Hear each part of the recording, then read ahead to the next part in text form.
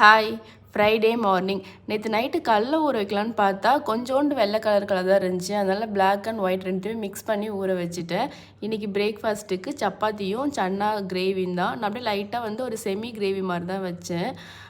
ரைஸ்க்கும் சேர்த்து பார்த்துக்கலாம், 2 in 1 use பண்ணிக்கலான்னு சொல்லிட்டு ஃபஸ்ட்டு பாலை போட்டுட்டு சுண்டலை வந்து அடுப்பில் வேக வைக்கலான்னு வச்சுட்டேன். சப்பாத்திக்கு மாவு பேசலான்னு ஓப்பன் பண்ணி பார்த்தா மாவு இல்லை, கொஞ்சோண்டு தான் இருந்துச்சு. சரி கடையில் போய் வாங்கிட்டு வரலான்னு சொல்லிட்டு அடுப்பில் வேறு போட்டேன். மார்னிங் வேறு தூங்கிட்டு இருக்காங்க. சரி டிஸ்டர்ப் பண்ண வேணாம், நம்மளே போய் வாங்கிட்டு வந்துடலான்னு பார்த்தா சப்போஸ் நம்ம போகிற கேப்பில் வந்து விசில் வந்துச்சுன்னா என்ன பண்ணுன்னு சொல்லிட்டு 5 விசில் வந்தோடனே ஆஃப் பண்ணிவிட்டு அதுக்கப்புறம் பாலுமே நல்லா காஞ்சிருச்சு.